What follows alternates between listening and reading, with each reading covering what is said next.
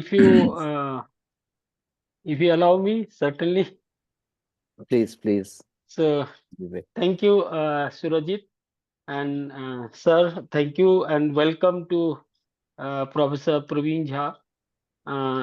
He does not require any introduction in this particular group, though as a matter of formality, I am introducing him. Okay, he is my guru. He has been my supervisor for my MPhil and PhD. Professor Jha currently is a professor at the Center for Economic Studies and Planning, and also adjunct professor. Not only adjunct professor, I think sir started this Center for Informal Sector and Labor Studies. So both these centers are with a School of Social Sciences, JNU, New Delhi. And we know that prior to joining CSP, sir has taught at St. Stephen's College, University of Delhi, and also at Lal Bahadur Shastri National Academy of Administration, Mussoorie, now in Uttarakhand.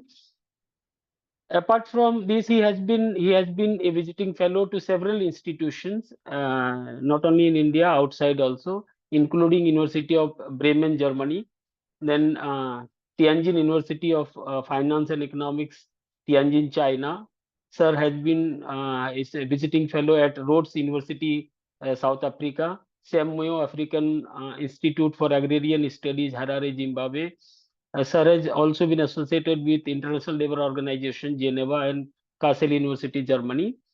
Sir has also been associated with several research studies with United Nations institutions such as International Labour Organization, UNICEF, the UNDP, and Food and Agriculture Organization. He is one of the editors of the tricontinental journal called Agrarian South, Journal of Political Economy, as well as on the editorial advisory board of the Indian Journal of Labour Economics, apart from few others. Professor Jha's major research and teaching area includes political economy of development with focus, particular reference to labor, agriculture, natural resources, public finance, education, and history of economic thought. Sir has written more than a dozen books and monographs in last more than 4 decades in his teaching career. And sir has also written more than 80 articles in national, international journals and in edited volumes. Apart from that, sir has also been part of more than 2 dozen commissioned research reports or research paper published with various research organizations. And he has been associated as professional, affiliated as a professional outside JNU for more than 25 institutions. So, on the books that he has published, majorly on agriculture, labor, that's a vast area. On agriculture, labor in India, his first book. Then economic reforms and the poor, development of Bihar and Jharkhand with Sarath. Then land reforms in India. India is traced with elementary education in the times of reform. Then public provisioning of elementary education, the challenges of public finance, progressive fiscal policy in India, and just before the COVID, I mean, he wrote this. Oxford University Press published his book on labor in contemporary India. I mean, the list is endless. If I go through the whole list of research papers and books, and I think it will be the time will get over by the introduction. So with this, I welcome Professor Praveen Jha, and it's a privilege and honor for Delhi Economics Society that sir has kindly agreed to deliver a lecture. So, sir, welcome, and it's over to you. Thank you so much, Vivek, and thanks everyone for being part of this conversation. Thank you, Surjit, for taking the initiative to draw me into this conversation. It is always a great idea to talk to fellow colleagues and learn from them, get into a discussion on major issues, etc. So, as agreed, we have settled on a topic which is utterly large in terms of canvas, in terms of scope, in terms of the multiple perspectives that you can have on these issues. And what I propose to do is to give you a, basically a perspective which is rooted in political economy tradition, and in particular, what we can sort of consider as more Marxist oriented kind of political economy tradition. So these themes are, of course, interrelated and so on. And within the Marxian political economy tradition, you essentially think of capitalism as a system which, in its most abstract form, is visualized as sort of driven by a number of immanent tendencies. In fact, when Marx breathed his last and he was being sort of cremated, his closest comrade and friend insisted that on his grave, what should be written, yeah, is the following. It's a very simple thing, but I think it's interesting for some of you to know this who may not be familiar with it. Here lies the man who discovered the laws of motion of capitalism. Right? Now, when we think of these laws of motion of capitalism, we essentially are referring to their collaborative work. And of course, they were working with many others sort of in their long journey of 40 odd years or so. So it's a body of knowledge where there was a lot of exchange between not only Marx and Engels, but a number of other prominent thinkers around that time. And this whole sort of perspective on immanent tendencies, laws, etc., is essentially telling us that you have to first think of this system at the highest possible level of generality. In fact, where human beings sort of are more or less out of the calculation, contestations, etc., do not matter at that level of generality and so on. A capitalist, as Marx would frequently say, is a capital embodied. And essentially, whatever is the drive of and the logic of capital, that is what he was focusing on. Right? So that is how he formulates a number of laws. And as I said, these were, of course, in partnership with Engels and many others. So one of these laws, which is particularly important for us right now, from the point of view of today's conversation, is the absolute primary law of accumulation. Primary law of accumulation, sort of conceptualized in a general manner. So absolute, general, primary law of capitalist accumulation. Now, what does it tell us? Essentially, it says that as there is material advancement, capitalism was praised in the manifesto. I'm sure all of you have browsed through it, by both Marx and Engels as an amazing system for its productive potential and for its material progress. So if you look at the first few pages of the manifesto, it seems as if they have gone completely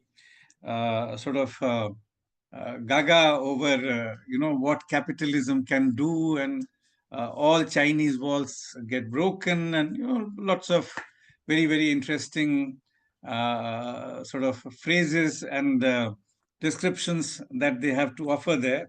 Yeah, essentially driving at the fantastic leaps in the productive potential and so on. Right, but when all this is happening, one of the laws, as I said, laws always operate at the highest level of generality. We are thinking of the most abstract system and so on. Right? Marx sort of suggests, and this is from Capital, that as there is material progress, as the social wealth increases, you also have a very strange kind of thing that happens, which for them is certainly not strange, but from the point of view of the history of economic thought, this indeed was very strange. So, this law is that as the material progress sort of happens, you have increase in social wealth, you have increase in productivity, and so on and so forth. While all this is happening, there is also this very, very powerful tendency that as the total labor force, total workforce is rising, the ratio of those who constitute the active labor army and the relative surplus population, reserve army, surplus labor. Marx used all these phrases interchangeably. The latter, the weight of the latter keeps increasing.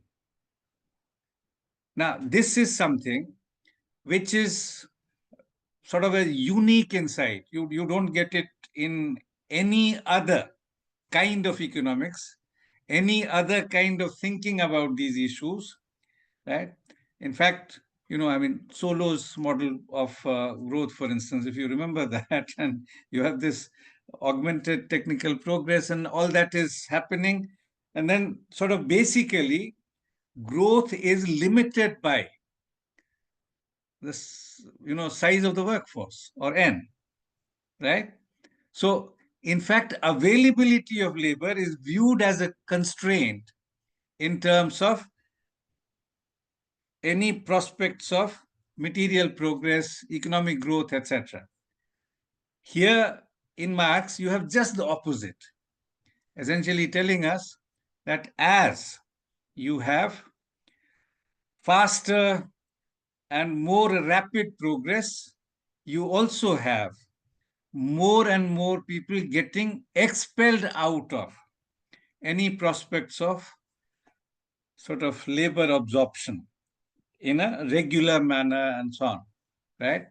So this is something which is an absolutely unique kind of understanding that Marx offers. And of course, towards the end of that paragraph, he says that in historical reality and so on, there are many things which happen which certainly modify this law, and we need not get into those things, etc. So all this is straight from Marx, right?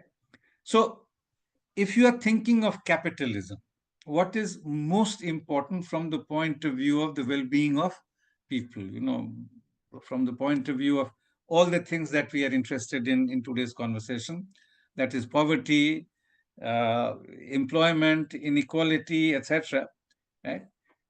The most important thing is, in a capitalist context, right, that you have the prospect of getting included in the world of work, right? What Marx is telling us, that faster the progress at that highest level of generality, there is greater and greater expulsion of the workforce from the active labor army. They become part of surplus labor, labor reserve, relative surplus population, and so on, right? So essentially, you have a process of what has also been described as the law of immiserization. Right? Now, why does all this happen? This business of sort of greater and more expulsion of workers from the prospects of regular kind of activity and so on. It has, of course, a lot to do with the way Marx visualizes what capitalism is. Capitalism is first and foremost, for Marx and Engels, a system which is driven by an incessant quest for accumulation, and that incessant quest is then accompanied by a kind of Darwinian competition in that abstract frame that Marx is talking about. Okay, so this amazing kind of Darwinian struggle, which takes place in the context of unregulated capitalism, etc., capitalism where society does not intervene, society in fact does not even exist, right? For all practical purposes, from that analytical, within that analytical frame. In fact, capital is something which is the master of this particular framework, where a capitalist, again to use Marx's famous phrase, is a capitalist is capital personified, right? Essentially meaning thereby that the logic of accumulation and incessant sort of competition, both coming together, right? And that is what a capitalist is, right? So, we are not thinking about a capitalist as a human being consisting of all kinds of traits and so on and so forth in this particular framework, right? And for this reason, this is something, you see, sometimes there is this sort of a misunderstanding that Keynes and Marx come together in terms of having a particular view of unemployment and so on. That's only partially correct, to the extent that Keynes was talking about a completely chaotic, uncoordinated system, which then leads to, in its normal functioning, sort of significant unemployment, etc. Right? But that is in terms of a conceptual framing, yeah, only partially something that comes close to Marx's way of looking at capitalism. Yeah, Marx, of course, is talking about lack of coordination, chaos, and etc. But it's a much deeper way of thinking about why this kind of Darwinian competition necessarily will lead to a dramatic sort of tendency, a situation where you have the so-called reserve part of labor reserves, relative surplus population, reserve army of labor, etc. All this in terms of the weight in the total workforce becoming higher and higher and higher, right? Now, if that is indeed the case, then this would impact on all the variables that we are talking about today. Yeah. And we will I'll give you some illustrations as we go along. Now, this is exactly what Oscar Lange framed as spontaneous capitalism. A capitalism which is completely unregulated, there is no intervention, etc., to the extent that the state exists, and state has existed, for a very long time. What the state does is to simply listen to the voice of capital, does sort of what the capital wants, right? So this is something which we need to sort of use as the starting point for this conversation. In fact, I consider this particular passage in Marx's writing as one of the most important and significant passages ever written in social sciences, because the kind of very powerful insights it gives you in the functioning of capitalism as a system, right, is absolutely amazing. Right? So this particular law, or immanent tendency and so on, is part of what Oscar Lange, so he gave it a name, spontaneous capitalism, a capitalism which is not controlled, regulated in any which way, right? Whatever happens is what capital wants. Yeah. Professor Prabhat Patnaik, I mean, if you look at his writings for last sort of 20, 30 years, he repeatedly talks about, in the case of India or also global capitalism, the ascendancy of exactly this particular sort of kind of capitalism or spontaneous capitalism and so on. Yeah, so this is something. Okay, so that was the first point I wanted to make. Second, if we look at sort of the longue durée history of capitalism. And if you want to sort of, think in terms of distinct phases. Now, for the first 350 odd years or so, it was essentially building, as Karl Polanyi would say, or planning for a laissez-faire capitalism or unregulated capitalism. So basically, try and do away with any restriction on what capital wants. This phrase, John Gurney, laissez-faire. Basically, let us free. Let who free? It was basically a cry of capital to be allowed to do whatever it wants, right? And in the process, there was nothing which was fair. Everything was permitted. So essentially, Marx also visualizes capitalist competition as sort of fundamentally as the law of the jungle. Anything goes, right? So if you look at history of capitalism, in fact, the genesis of capitalism itself is predicated on amazing kind of assaults from one part of the world, namely, to begin with, sort of southern Europe, and then subsequently it comes to the northern Europe and Great Britain and so on. I'm referring to sort of processes associated with colonialism.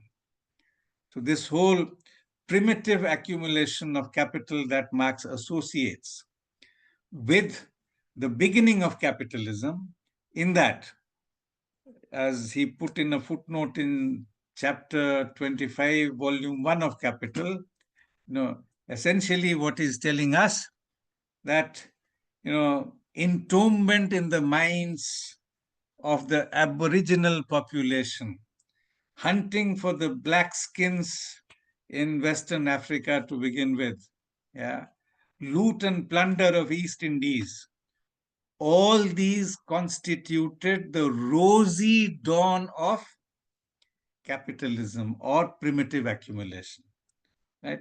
Sort of very clear kind of emphasis on these external happenings which bring capitalism into being, as a system, and remain with it all through, right? So, it's not the case that it was driven by any norms, any rules, any, sort of restrictions, etc.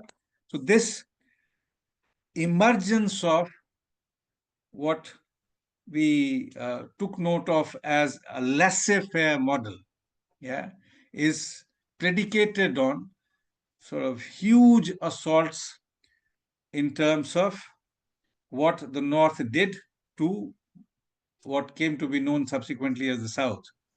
Incidentally, let me also remind you here that if you look at even as late as 1750, if you look at history of capitalism, basically, from 15th to 16th century onwards, many people, many scholars, many researchers say that, okay, during this period, we already have a kind of significant presence of capitalism as a system or transition from pre-capitalism to capitalism, certainly by sort of, 16th century or so. So we talk of 500 years of capitalism.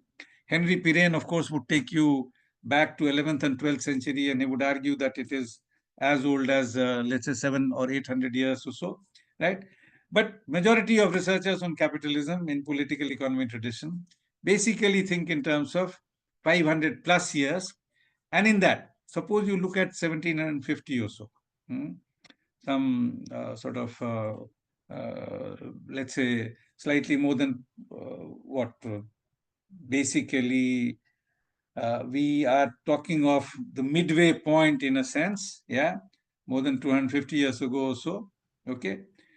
Yes, and if you look at even at that juncture, around that date, and you look at the global GDP, roughly sort of 80 to 90% of total global GDP came from what we know as the South.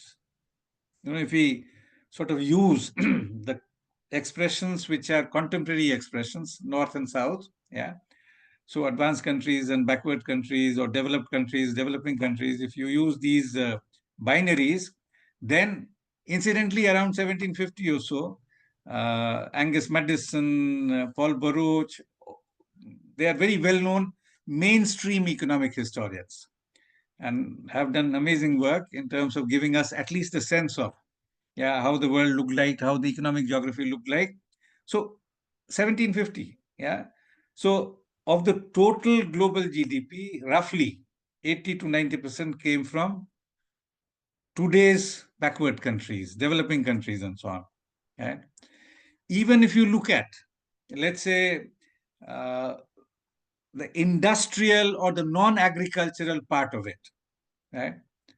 Only two countries in 1750 accounted for almost 52 to 59% of the total non-agricultural production. So agriculture, you might say, since the climate was much better here, much more conducive in terms of sort of agricultural production, etc., which is indeed the case, for sure, right? But even in the non-agricultural domain, if you look at 1750, yeah, it was, let's say, if we take the average of 52, 59, let's settle on 55% or so of the total non-agricultural production coming only from two countries, China and India. Yeah. If you look at a few other countries, include them, almost 70 to 80% of non-agricultural production came from there. So it was precisely this loot and plunder and the external dimension of primitive accumulation which was critical in sort of this inversion of the economic geography. Now, I'm not suggesting that everything happened only because of loot and plunder, right? There are a number of other factors. We can get into a discussion of that, but we don't really have time to get into, a detailed deliberation on those issues. But the important point is that how colonialism then creates, what we call, sort of structural uh, distortions, deformities, etc., in parts of the global south where these challenges become absolutely profound, right? By 1950, China and India, if you take their combined share in total sort of non-agricultural production, it was barely 2 to 3%. So from 55 to about 2 to 3% or so, right? So, I mean, in terms of having an understanding of the economic history in that sense, to make some well-informed kind of analysis of contemporary capitalism is absolutely critical. But today we are not getting into economic history in any detailed manner. So back to this idea of regulated and spontaneous capitalism. So till about, let's say, the first 350, 40, 60 years or so, you can say that you have laissez-faire or unregulated or spontaneous capitalism, right?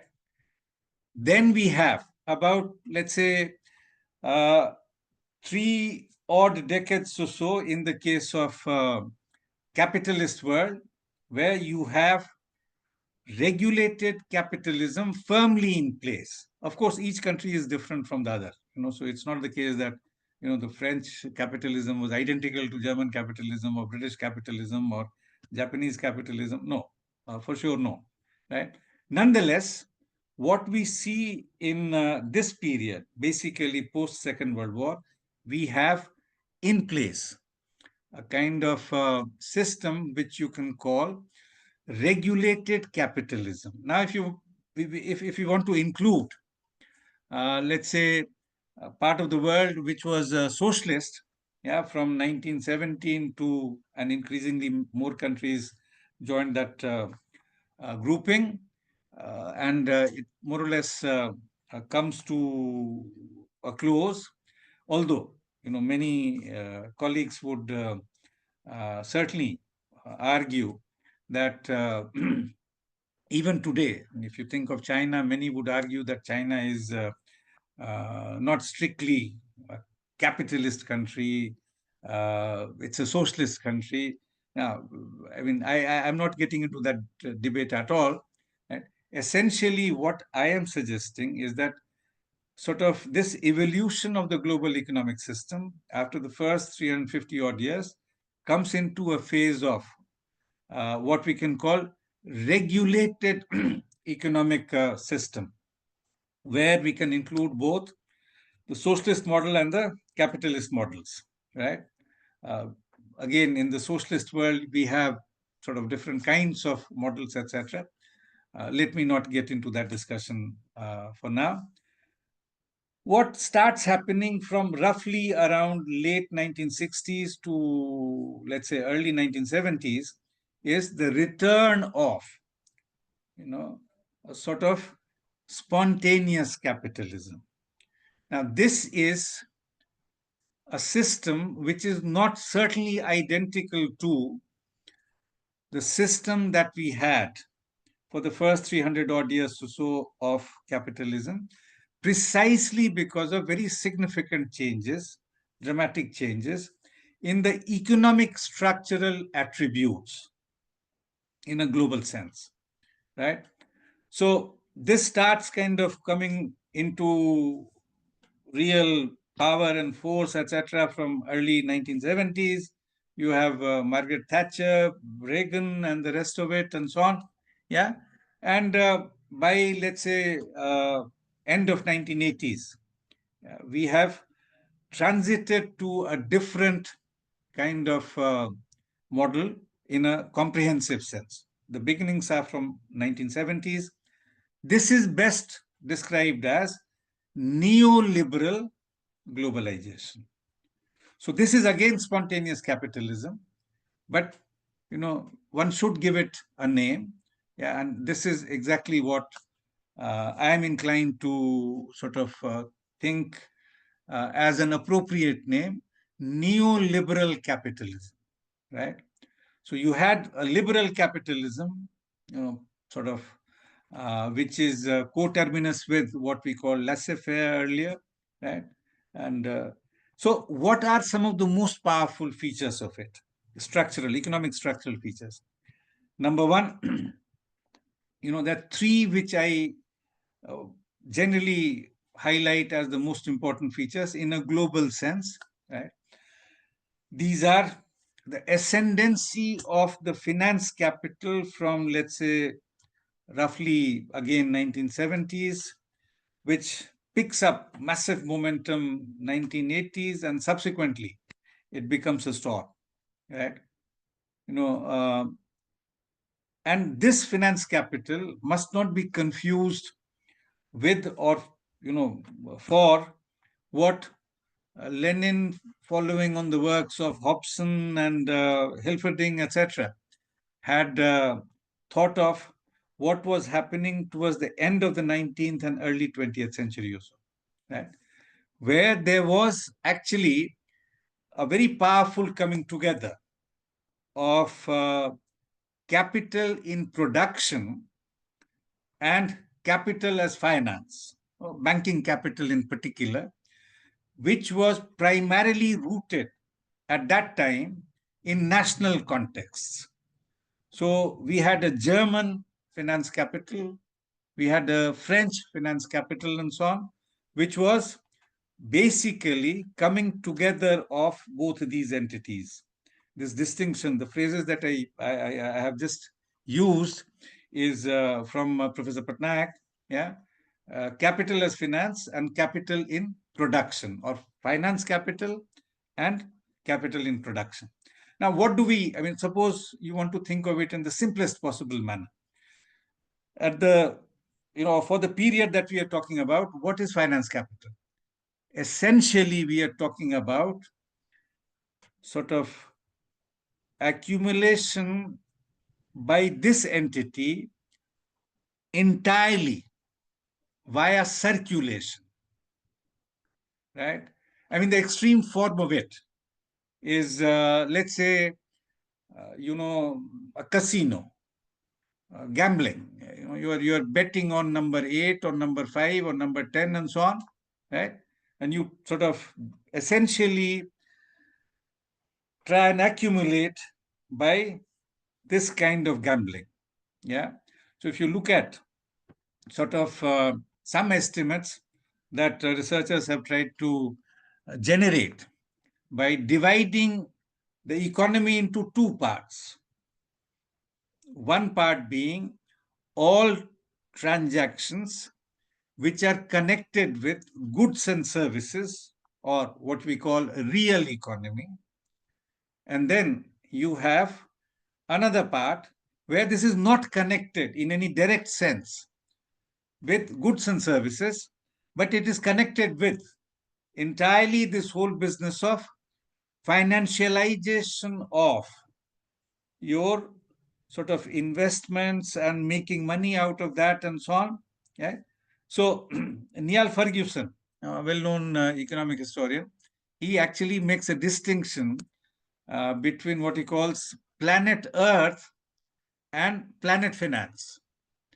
So planet Earth is basically where you have real economy, and if you value that, what would be sort of the way the aggregate valuation of it, etc. You try and do that exercise. You look at sort of the whole GNP, GDP, etc. by looking at the real economy, suppose, yeah, in a manner where all financial transactions do get included, which are directly connected with it, right?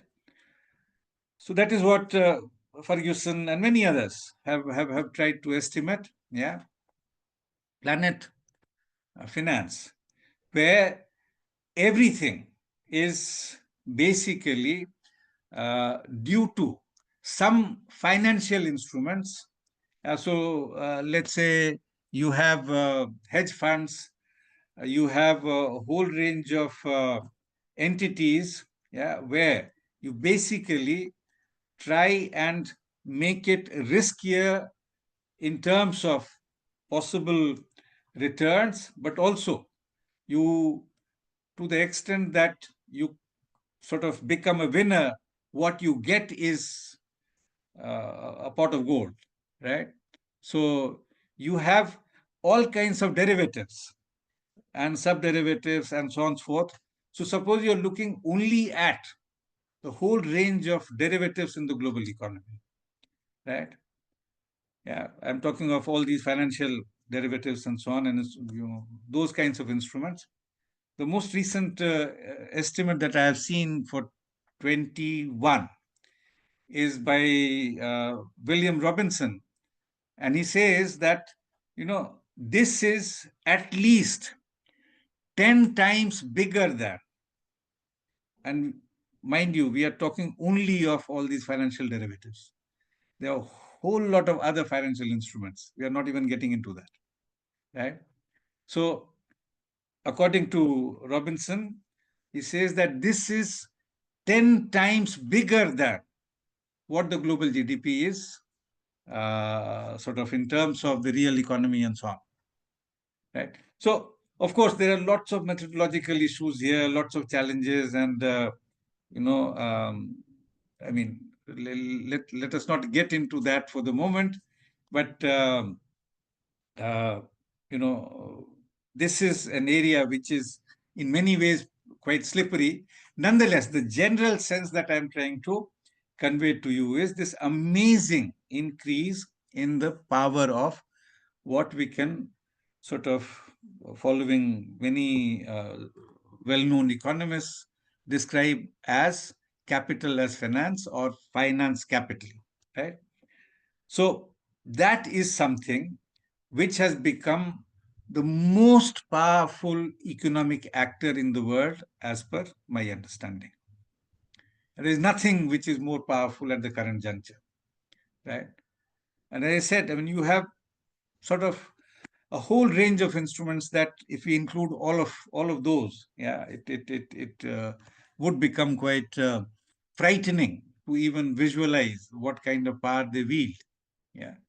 So this then has created a situation from the point of view of, poverty, employment, etc., which is distinctly different. Yeah. This argument was getting advanced by, let's say, Susan Strange in a book called Casino Capitalism, 1986. Yeah. Paul Sweezy in a very well-known article in 1994, in Monthly Review, where he says that, is it the case that whatever little synergy we had seen earlier, decades of capitalism, where sort of there was some synergy between finance capital and capital in production, and generally they moved in tandem. Of course, there was conflict because sort of, capital is obviously, as I mentioned earlier, yeah, something which is uh, competing for its life, and there you have different strands of capital, different sizes of capital. There is small capital, large capital, big capital, middle-sized capital, and so on. And in that Darwinian struggle, yeah, sort of one uh, preys on the other, and so on. So there is an intense predator-prey relationship, etc. Right? Nonetheless, what Sweezy and others are suggesting, that there was a kind of synergy between capital as finance and capital in production. And he says that possibly what has happened is that synergy is lost, and now they are moving apart. They are moving actually in opposite directions. Right? So, what does that do? It essentially, according to Sweezy and many others, yeah, sort of results in significant sort of compression of the real economy, and consequently possibilities in the real economy, employment, well-being, etc., that we are talking about. Yeah. So if you sort of just think of, let's say the US economy, 50s, 60s, and so on, and look at, yeah, and this is based on the work done by Professor Joseph Stiglitz. Yeah. If you look at, let's say, what happened from the period, the precise dates that Stiglitz has is 1967 to 2011. And if you look at the most privileged kind of category of workers, not managers, workers, right? What happened to their real wages, right? We are talking of white male American workers, right? And what happened over this period, beginning of neoliberalism to, let's say the second decade of the 20th century, you have a situation where the real wages remained stagnant. If anything, there was small decline. If you look at less privileged categories of workers, the so-called African Americans, the colored people, women, and so on, right? Claudia Goulden has done very interesting work on that. A very close friend of mine, Hans-Jörg Herr, he sort of looks at a much longer period and comes up to, let's say, 21 or so. And he actually presented the paper recently in JNU, a few months ago. So what we see is that it seems like, a complete washout, this neoliberal period, a complete washout from the point of view of enhancement in wages, right? So that is something which is very, very important to note, right? So what we are saying is that a whole range of mechanisms are unleashed with the transition from regulated economic order to spontaneous capitalism. And in this neoliberal phase, you have finance capital coming into its own, becomes the most economic, most powerful economic actor. So that's one. Two, the second very important feature, for the first time on a significant scale, we had sort of relocation of production from the north to the south, right? Now, this is what generally we describe as supply chains, commodity chains, and so on and so forth. Yeah, and how you have a number of select countries, of course, becoming part of what we in our formulation call the contemporary global value system. I'll not get into details of these terminologies, etc. But essentially, you have this fact of relocation, which puts tremendous pressure on workers in the north, right, without giving anything significant to the workers in the south, right?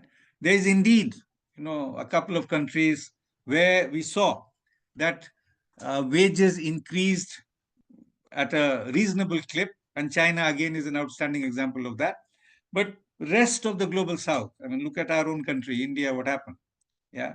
If you look at, the most privileged category, we are talking of the organized sector workers, right? If you look at a lot of work, a lot of scholars have done some work, and I'll give you some numbers if I have to some time later.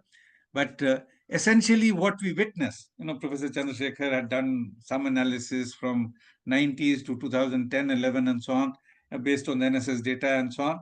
Yeah, and using ASI, etc. Chandan, who teaches in Delhi University, Ramanujam College, he did his PhD exactly on this and what was happening to workers, organized and unorganized sectors and so on. So there is this huge amount of evidence that tells you that wages have come under sort of tremendous pressure, right?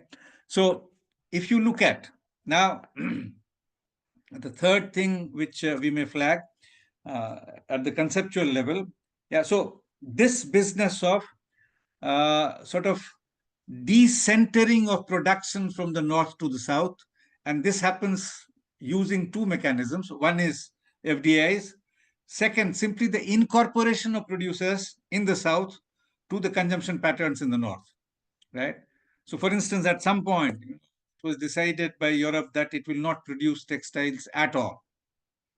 Sorry, not textiles. Textiles is a sort of bigger category, but garments, right? And if you recall Larry Summers, yeah, his infamous paper, for the World Bank when he was the chief economist or so, yeah, that all polluting industries should be shifted to the south. Why? Because the opportunity cost of, people there is nothing. Yeah, I mean, they're like mosquitoes, flies, whatever. He didn't say any of this. I'm putting words in his mouth. But essentially, using this very credible, within quotes, idea called opportunity cost, you can take economic theory in a direction, yeah, which then gives you horrendous results. So anyway, so this shift, yeah. So basically, you invest in let's say Bangladesh, Cambodia, or wherever, or even if you don't invest, you basically start incorporating their production into your own consumption. Right? So this is the second major thing which has happened. This is for the first time in the history of capitalism where you see that using FDIs on a significant scale to produce things in the erstwhile colonies and colonized countries and so on, starts happening from basically. Now, why does that happen? The rise of multinational corporations. There's a lot of a lot of very, very robust and substantive story there. I don't have right now to get into that. Yeah, but if you have some questions, we will come back to it. The third major thing is this massive changes in what is generally described as Industry 3 and Industry 4, right? So, which is, ICT and transportation and lots of these things. Yeah. I mean, it is sort of changing at such a fast clip. Yeah. And look at the last 50 years, and uh, what was there 50 years ago today is not even recognizable in terms of dramatic changes in technology of communication and related things, etc., automation, robotization, and so on. Yeah, all of you are familiar with this. Yeah. Now, what does sort of the combination of all these three do? Right, is the big question that we need to ask in terms of uh, poverty, in terms of employment, in terms of let's say inequality, and the rest of it that we are talking about. Okay, so in general, ascendancy of neoliberalism has put considerable pressure on each one of these. Professor Kaushik Basu had, I think it was in 2018 or 19, at this Indian Society of Labor Economics conference, he was citing his own paper where he had looked at carefully some 40 odd countries, yeah, north and south, and everywhere without exception, the share of wages had taken a nosedive. Share of profits had zoomed, right? So if you look at sort of the world as a whole, yeah, you have this kind of tendency in terms of returns to workers, returns to labor, and so on, right? So as a result of that, inequality also, not only between, let's say, those who live by their labor, if you include the managerial class also. So if you look at, let's say, those who can be called sort of managers and workers taken together, that is those who both skilled labor, unskilled labor, whatever you want to call it, but fundamentally, who sort of are not making a living on their assets and via profits on those assets, etc. If you divide it like that, uh, 1960s, 70s, around that time, if you look at those who were at the top in terms of living by labor, that is the top managers, yeah, and those at the bottom. In Scandinavia, this ratio was 1:4, 1:6, 1:8 maximum, right, across sectors and different countries and so on. Around the same time, if you looked at US, General Motors was the iconic company. There it was approximately 1:70. So US indeed was nowhere close to continental Europe in any of these respects, right? But I had done some study, looked at some numbers about 6-7 years ago. Walmart had become the most iconic company, yeah. And what was that ratio? 1:1400. Now we are talking of this massive inequality, massive increase in inequality, sort of amongst those who live on their work, on on their effort, and I'm including all categories of workers here, right? Joseph Stiglitz again, he has these estimates that around 1970 or so, the ratio was 1:50. Now it is 1:500 within the large corporations. He has looked at some 6,000 odd corporations, yeah, in the developed world, and etc.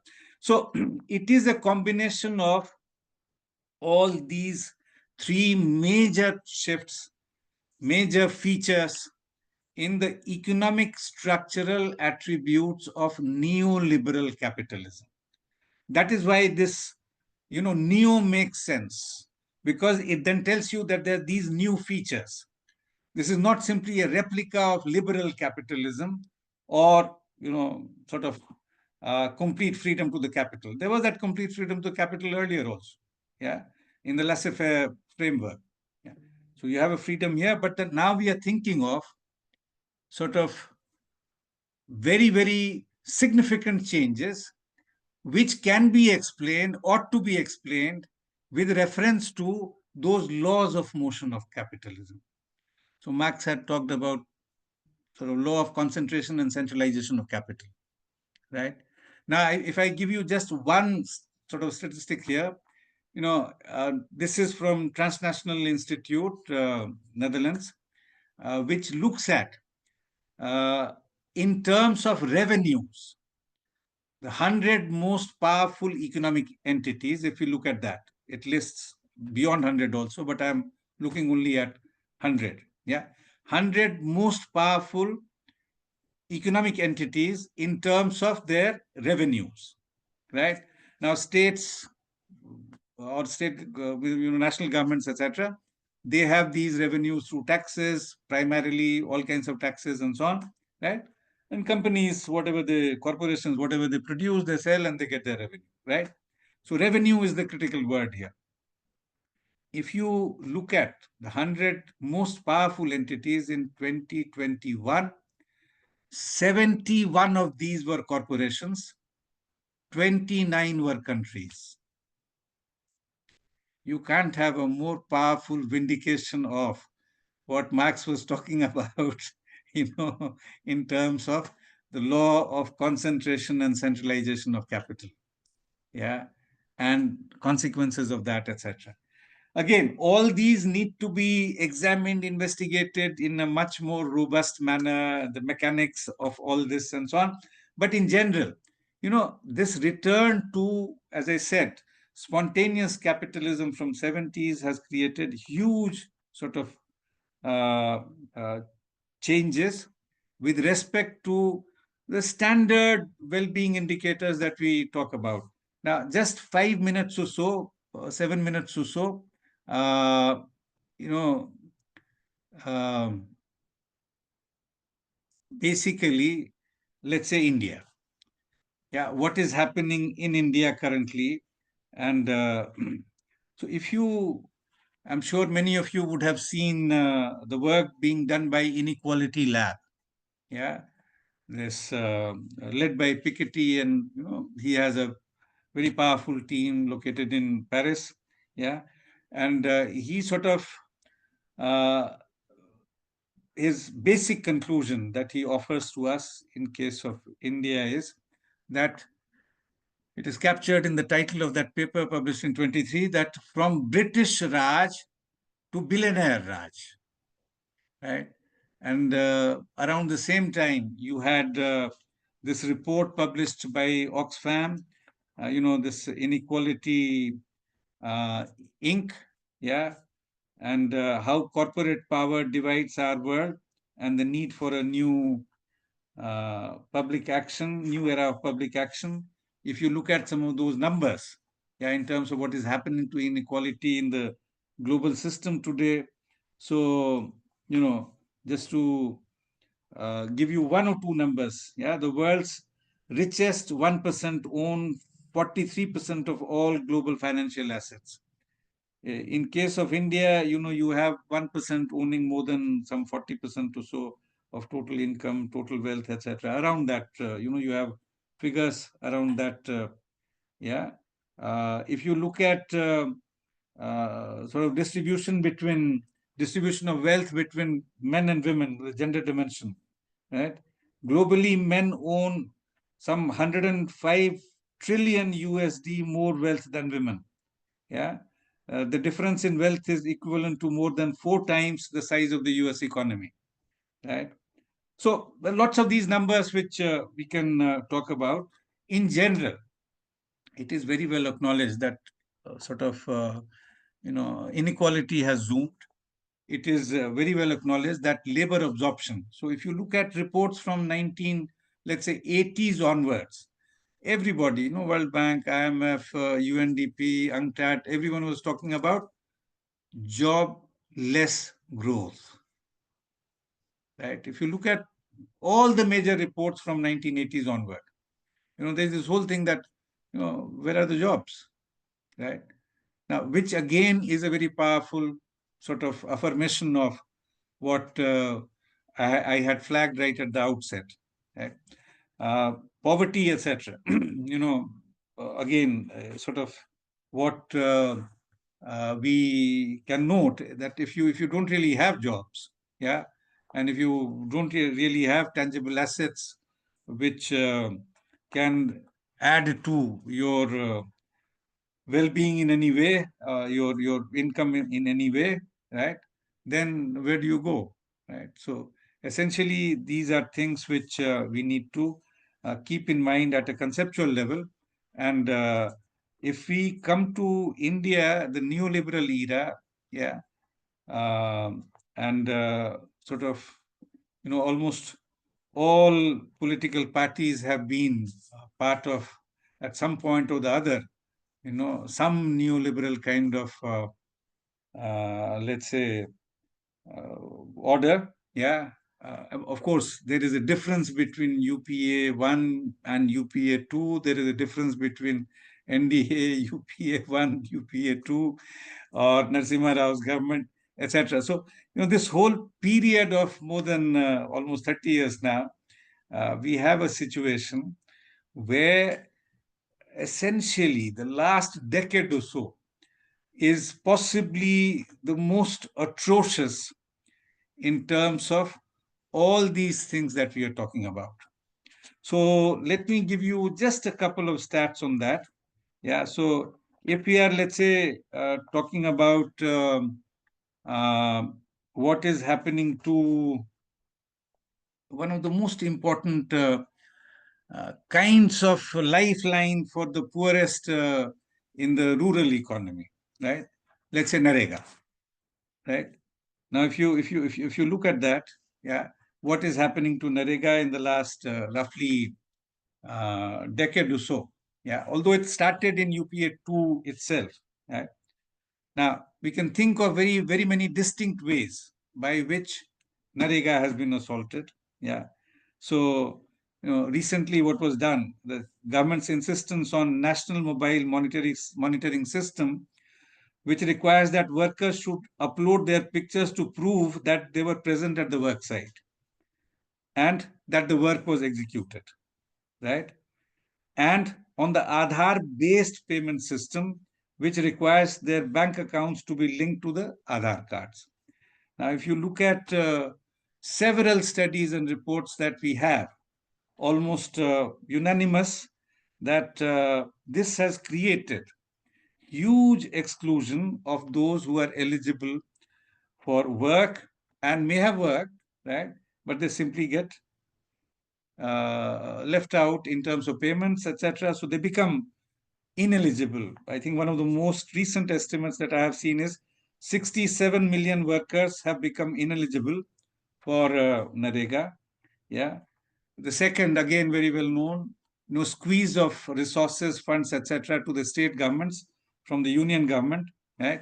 West Bengal, of course, became the much talked about example of that. Right? And generally, it happens to all opposition party ruled states. That has happened in the last decade or so. And then you have, of course, a massive squeeze on the functioning of Narega, right?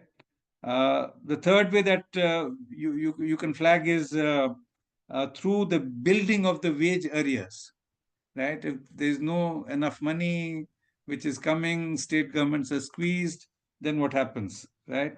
So recently there was a demonstration, a long-run demonstration protest in Delhi of Narega workers, and uh, it was reported that some of them had not been paid for 3 years. Now they had already done the work, right? Sort of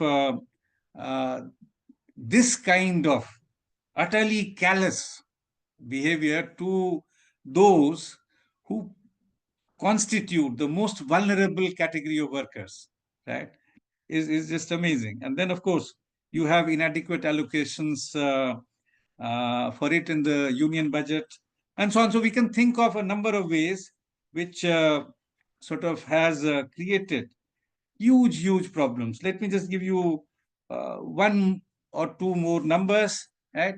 So if you look at, let's say, Labor Bureau, right, and what we get from that, uh, you look at the annual growth rates of real wages, 2014-15 to 23-24, right? And this is from WRRI data, deflated by Consumer Price Index for agricultural laborers, right? Now you see a situation where both for males and females, it has become more or less as if the wages are, stagnant, or sort of over this entire 10-year period that we are talking about, almost 10-year period, right? The annual growth rates of real wages, you have for males, for general agricultural workers, 0.8, non-agricultural workers, 0.1, yeah, construction workers, negative 0.2, right? Females, again, it's comparable and so on. If you look at sort of this NSSO survey data, and from that you kind of build a picture of from 2010-11 to 22-23, right, and divide it into 2 decades. So 2010-11 to 15-16 and 15-16 to 22-23, and I'm giving you numbers for different categories, first and then the second, first 5 years and the next 5 years. 3.7, 1.6. Trade 3.4. This was manufacturing, the first one. Trade 3.4, 0.8. Other services 5.3, minus 0.4. Everyone taken together 4.6 and 0.5. All rural 6.6, 0.1. All urban 3.8, 0.8. Right? Now, this is, we are talking about, workers who constitute amongst the most vulnerable category and so on. These numbers which I have given you have been worked by Gendres and Arindam Das. This was a paper in the Wire, right? Likewise, we can sort of look at many other numbers. There's huge amount of data on all these things, right? So, estimates sometimes differ a little bit, yeah.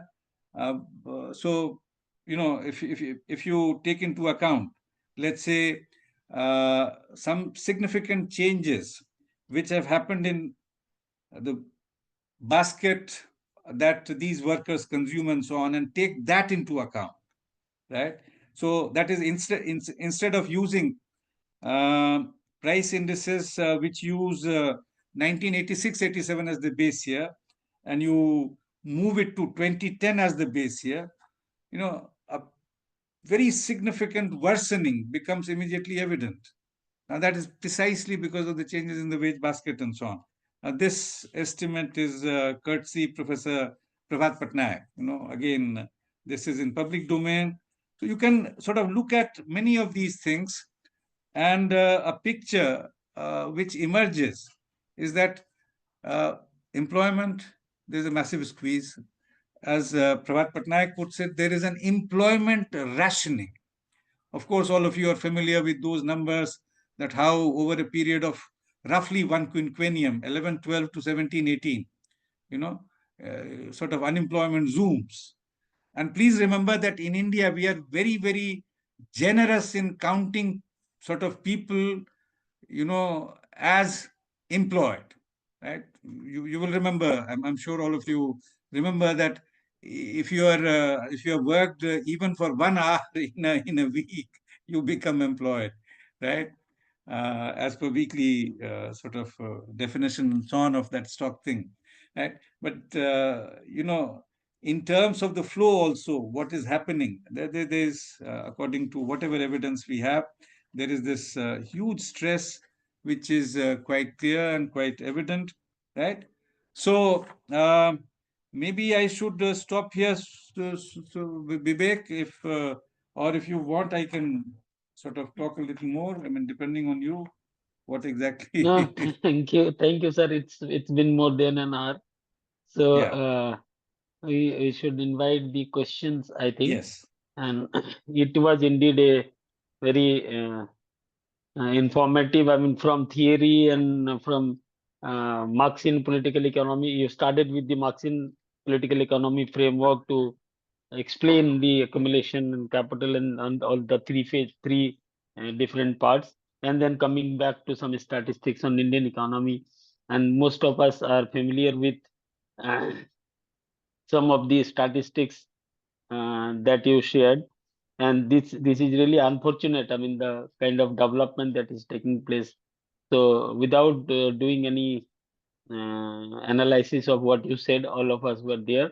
So let me just invite the questions that they might be interested to ask. Or Surajit had actually written on the comment on the chat that questions are invited on the chats also. So Are there any Surajit, I questions will on you think the take there the chat or is. no? I think yeah, there is one question there already is by one. Hanan. Hanan, are you there? Yes, You sir, can I'm here. directly ask. Yes, Yeah, yeah. yes. Please ask. Thank you so much, Uh, sir, for the great talk.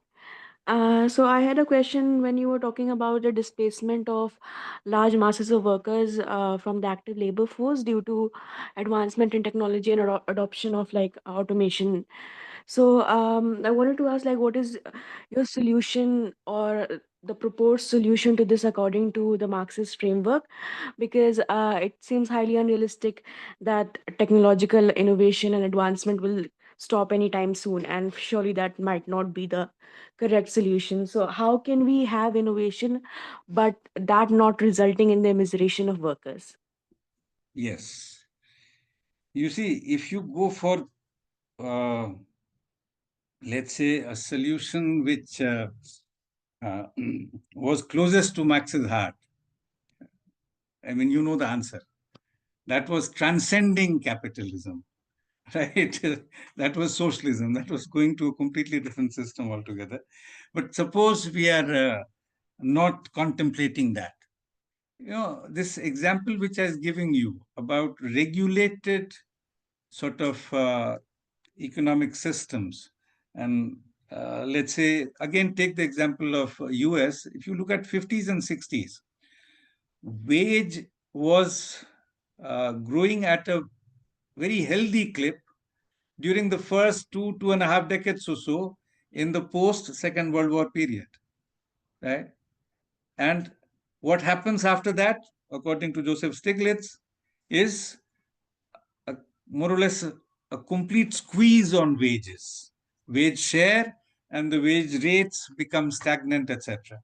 Now, this is where one has to think of a kind of, these standard phrases that people use: inclusive capitalism, inclusive growth, and so on and so forth. But how does that happen? That really is the big question.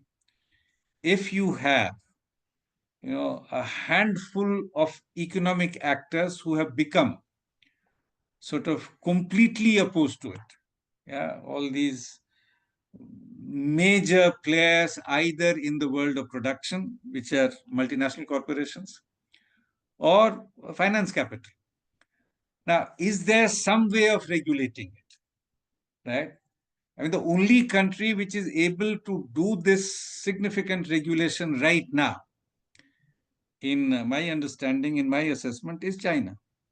You see, late Professor Samir Amin, I mean, fortunately, I got to know him quite well, and one of his last conversations with me was that China, we should not call either capitalist or socialist.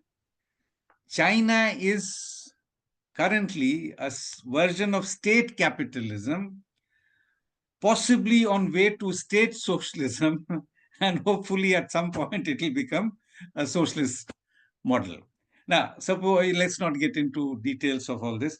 Essentially, what he was talking about is a context where state has the ability to ensure multiple ways and means by which, workers do not lose out. Increase in inequality for sure has happened in China, right? But if you look at, let's say, the period since mid 90s or so, yeah, and look at the most recent figure and so on, wages have increased, real wages, at least by 3 times, right? At the same time, look at the most powerful country in the world, US, which has the highest nominal income, right? We are not talking about purchasing power parity measures, right? Nominal US dollar and so on. The most recent figures tell you that it is number one. So how do we create a political sort of situation, yeah, which can give us at least some push towards regulated capitalism where different stakeholders, yeah, are not treated in such a especially workers and many categories of workers, of course. We are talking of a huge spectrum there: gender dimension, caste dimension, race dimension, and so on and so forth. All these are very, very important. In fact, Susan George once she asked a very rhetorical and powerful question: can you think of somebody being poorer than the poorest man? And then she answers that rhetorical question in a rhetorical manner: yes, indeed, his wife. I mean, the gender dimension, indeed, if you start getting into those issues, in case of India again, or anywhere in the world, these are very powerful challenges. I mean, that indeed was what Claudia Golden was examining and so on. But how do we do that? So the answer to, you see, I mean, there is no dearth of economic blueprints. We have all kinds of economic blueprints. But what are the political blueprints? Is something which is far more challenging. I mean, many of us in this conversation can certainly put together, 5, 10, 15 economic blueprints, right? But how does that translate into, what we think should be done, what should be desirable, and so on, right?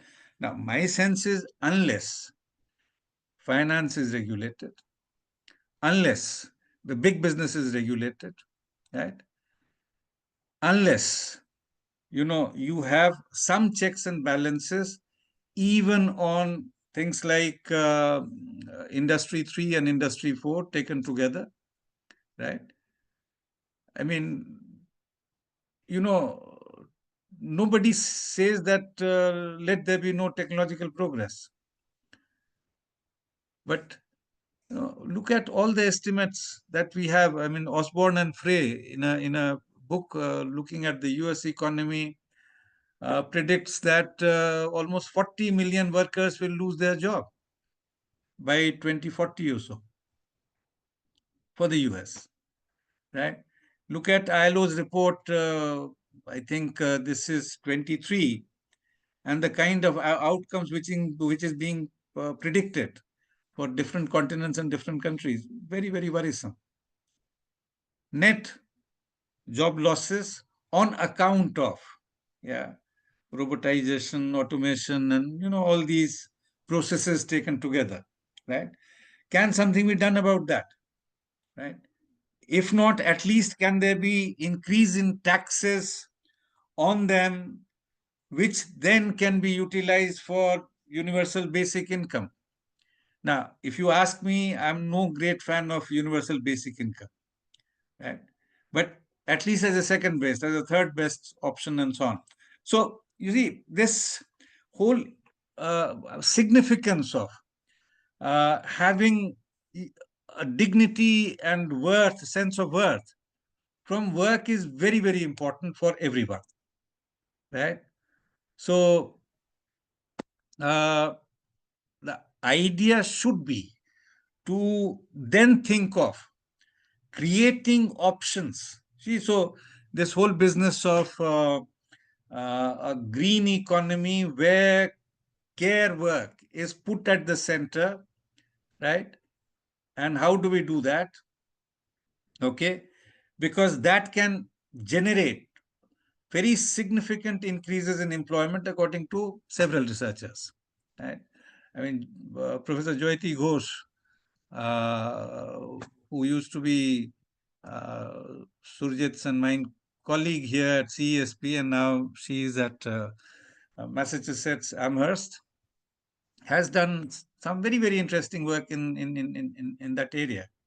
That how, labor absorption through, care economy, green economy, and these things, which indeed, I mean, look at what is happening to the climate.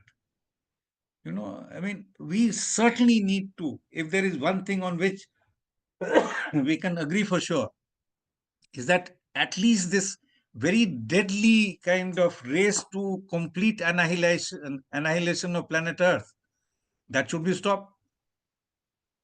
I mean, I don't think anyone would disagree with that, unless you are a complete denialist, so to say.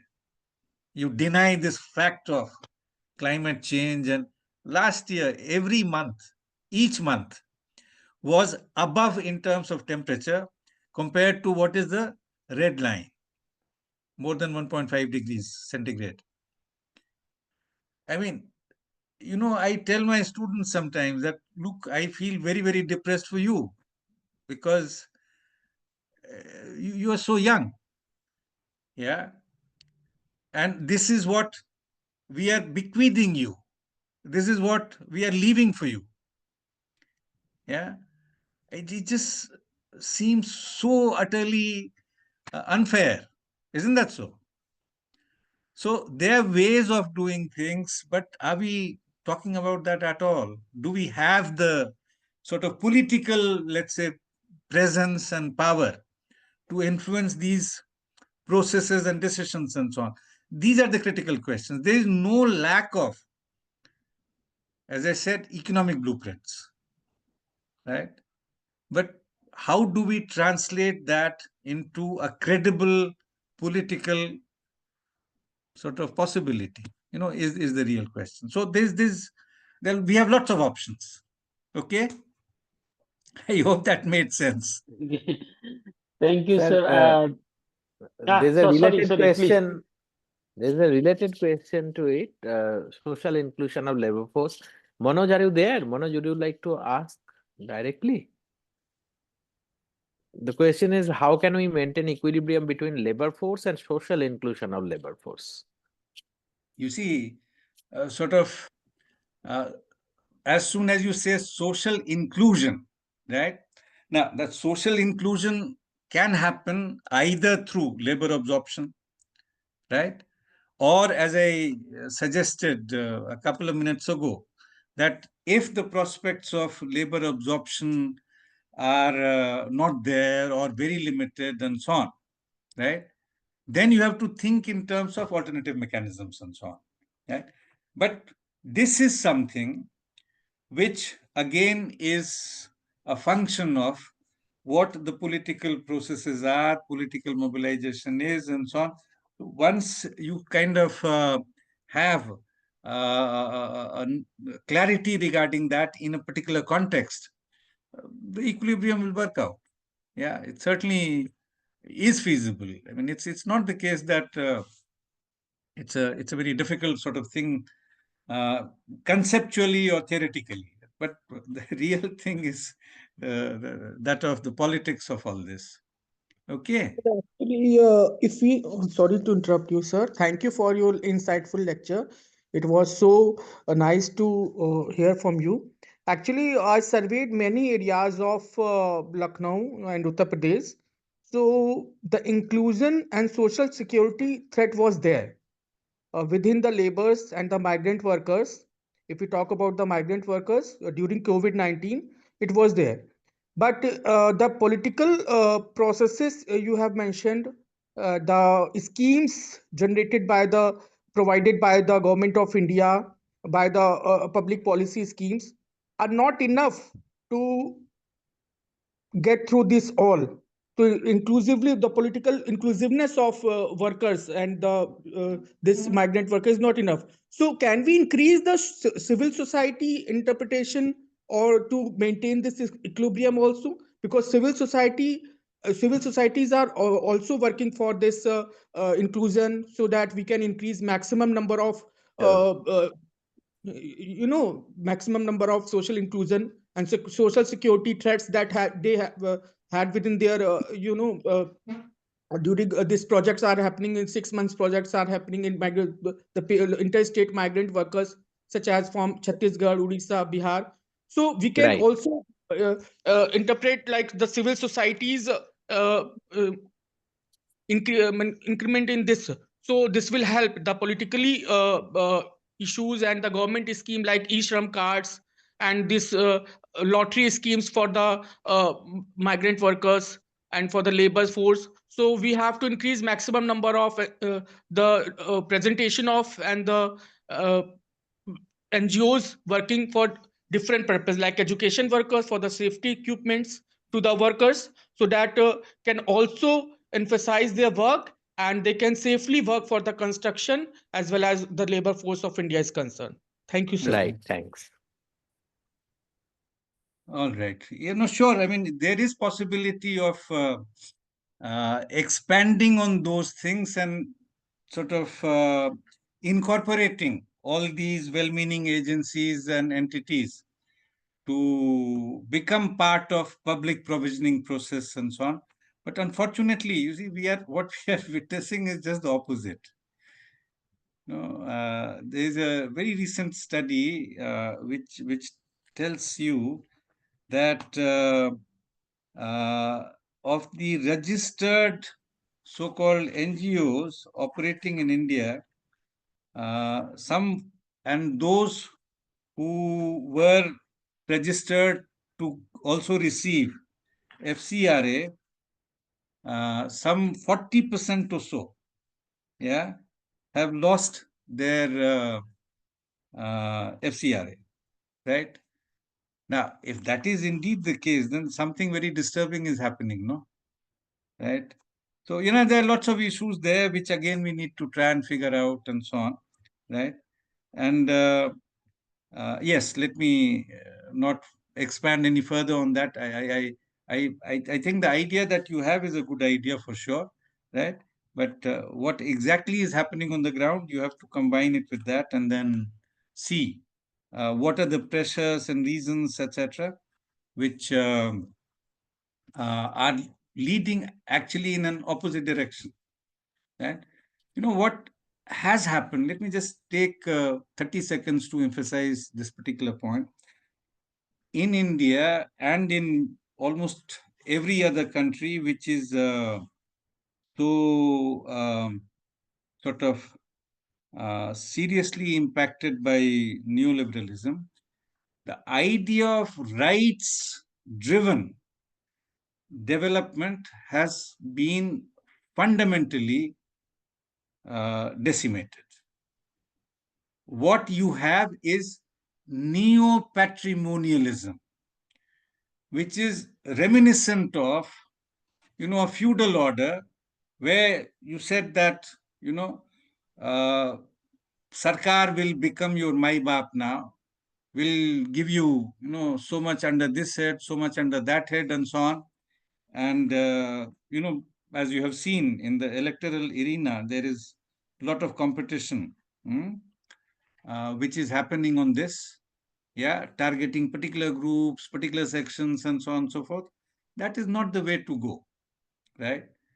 So essentially, a more comprehensive sort of rights-based, rights-associated notion of how this social inclusion, socio-economic transformation should happen. Okay. Yes, Surjit? All right. Yes, sir. Sir, there is another. Okay. Moitre is asking, can you suggest some readings? I think Sarah has already suggested a lot of readings during his lecture. I think 20 to 25 readings at least he has suggested. So you can, have a relook at the YouTube recording of the lecture and find out. Sir, many And people. otherwise, he can send me a mail on specific issues that he wants more readings, Yes, and yes, I'll certainly share more yes. readings. Sir, I have a small question. Can I ask? Please, This please. is in relation to your what you were talking about. If we look at the political parties in India, I mean all the parties, be it BJP or Congress or left parties or the regional parties, if we look at their election manifesto, agenda, etc., all are Mhm. talking, I mean, various good things like against unemployment, poverty, inequality, low wage, state-sponsored health, education, social sector, everything, infrastructure. However, at the policy level, after as far as the implementation of policy is concerned, there also, and designing of the policy is concerned, there also, we are witnessing very opposite kind of trends at times. Overall, at the now that is maybe as you were saying that because happening because of dominance of finance capital or according to their interest or whatever. But at the same time, at trade union level, if we look at Bharatiya Mazdoor Sangh or CITU or INTAC or any other trade union, they are also talking about all these things that, lower share of wages in total value added and lower stagnant real wage rate and everything. Non-implementation of minimum wage norm, particularly in the informal sector, everything. But it's not getting translated into policy at serious level somewhere. So where do you think is the problem? While mass mobilization is concerned, mass leaders from all political spectrum are addressing these issues. I think there is a common point somewhere there. On the other hand, it is not getting translated into policy. So Precisely because I think their effort is not what we can say of at least a critical minimum kind. So, if I sort of just give you an example, if let's say all these major trade unions, including those who are not central trade unions, but others as well, and associations, if they decide to sort of agree on a 15-day lockdown of the country, I mean, why shouldn't they go for it? Instead of doing 1 day token, whatever, right? Give government sort of a notice saying that if at least these three, four, five things, yeah, I'm not suggesting that they should ask for the most ambitious kind of package and so on, but at least a critical minimum thing on which workers in general, which is the peasants, farmers, and workers in other sectors, all of them can come to an agreement, and then make it a point to try and go for a very serious action. I think that needs to be done. You know, I think in terms of understanding, there is no problem whatsoever. You are absolutely right. All of them are talking about it, right? Earlier, what used to happen is that one or two trade unions, central trade unions, will back out and back off at the last moment. Yeah, but at least a 1 day strike will happen. Yeah, but I mean, what we saw in terms of the year-long movement by the farmers, that was a kind of a model. But it's just that sort of it ideally should have been given a lot more support in direct ways, not only through uh, a solidarity at the level of idea, by other categories of citizens. Yeah, in particular, workers in general. Yeah. Now, of course, they are in, most of them are in terrible state, as we know.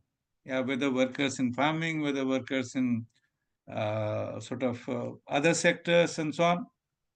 Employment elasticity has been continuously going down. We talked of jobless growth. From that, we had actually at some point come to job loss growth, right? So all that is true. I mean, even in the Manoj was talking about sort of security, etc. If you look at even the so-called organized sector, formal sector, job contracts, what barely half the workers have it,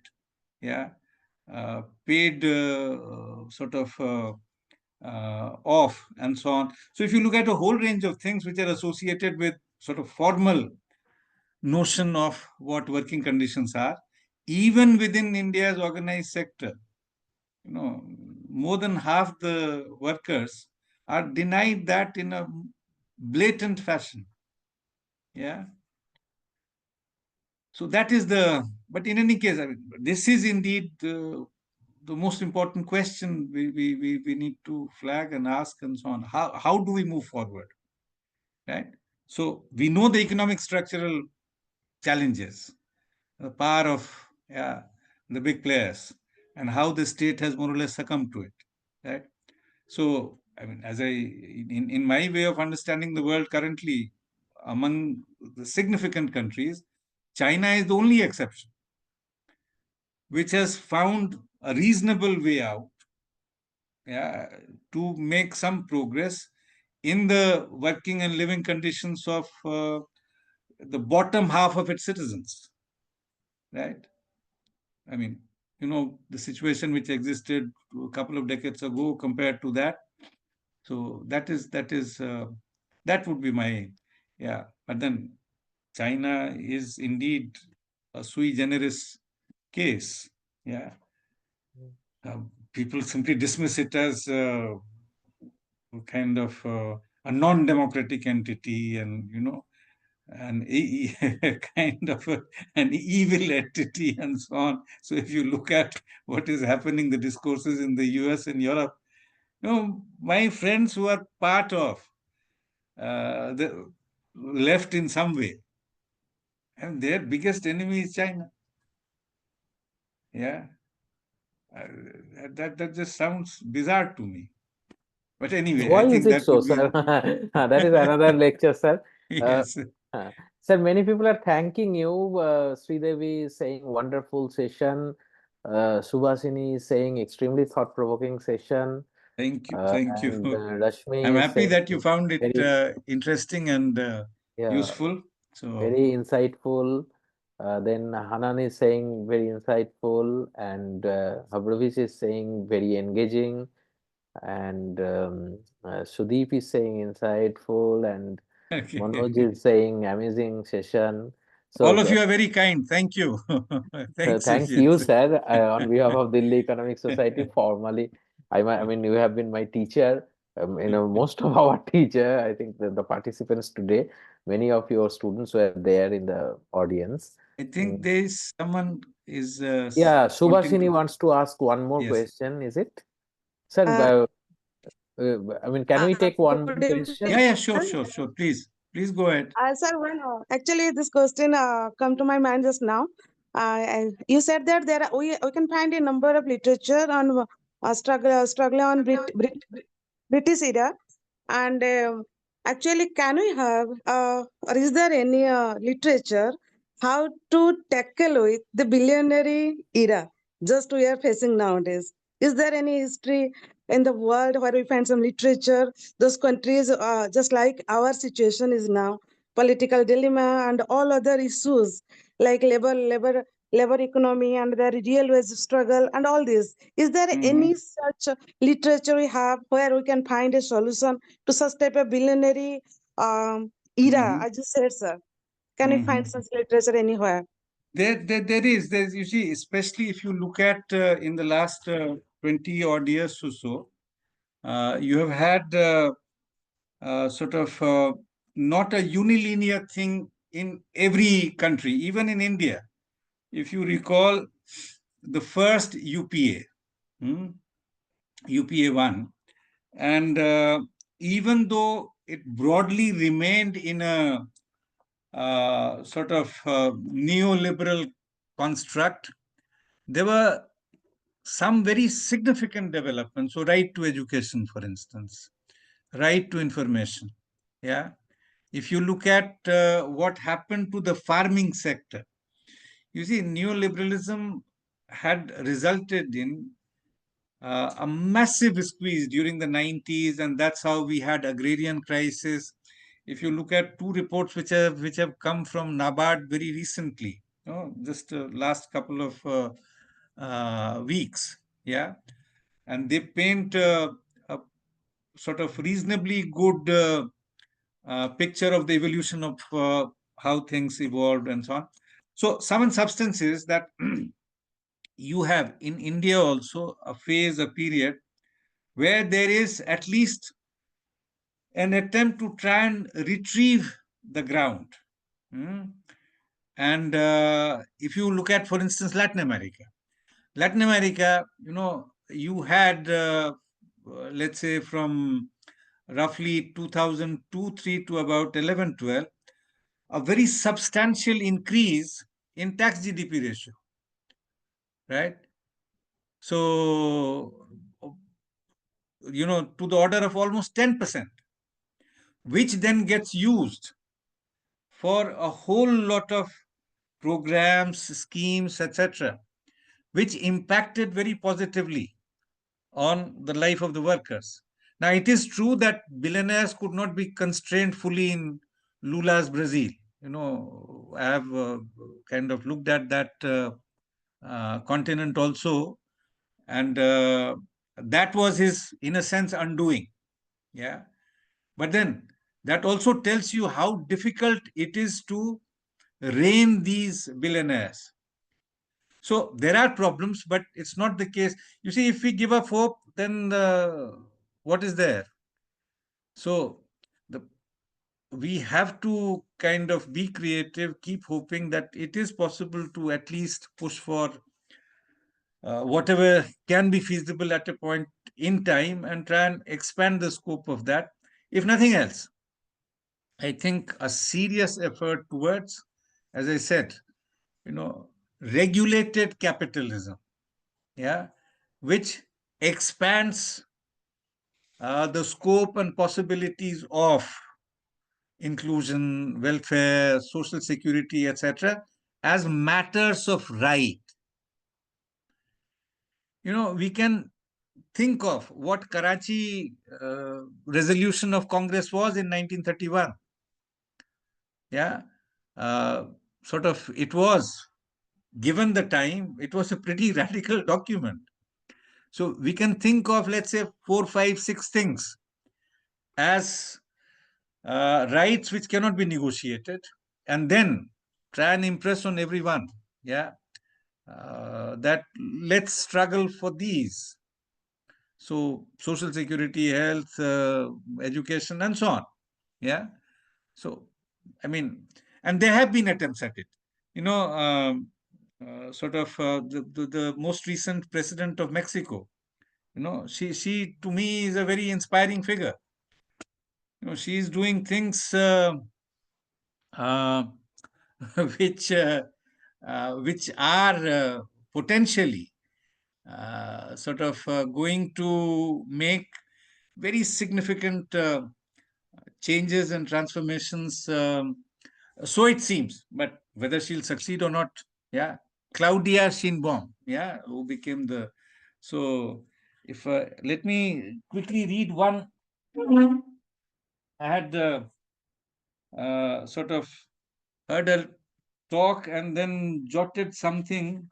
If I can very quickly find that for you, then I can. Yeah, this is Claudia Sheinbaum. States have to give the rights to the people. What do we think is right?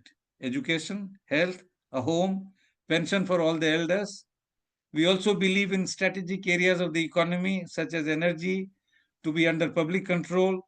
The state has to be part of this, especially electricity, oil, and new lithium, right? I mean, it's such a simple and powerful way of putting at it. So essentially, she talks of, sort of universal social protection as rights. Yeah. She talks of all these important rights as social commons. Right? So, how far she will succeed or her regime will succeed, the politicians there will back her, or withdraw support, we don't know, but at least, a continuous engagement. I mean, I think the politics of an appropriate kind, unfortunately, in our country, is at its weakest. And a very different kind of politics is far more dominant. Yeah. And how can we think of getting to a situation where there is a sort of a reversal of this balance? Is probably the most important question that I would want to leave you with. Thank you Thank very you, much, sir. sir. Yes.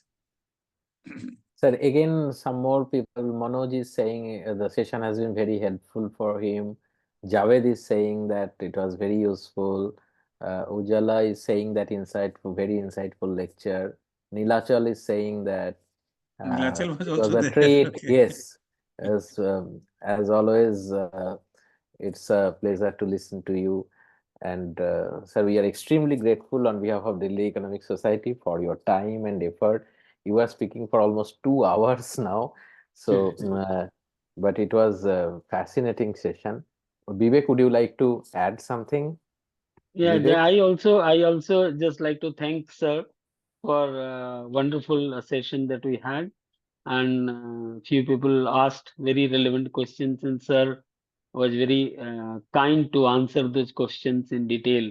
Okay, so thank you, sir. Thank you very much. It was really wonderful, and we are privileged and blessed that you agreed to speak for the Delhi Economic Society. Thank you, sir.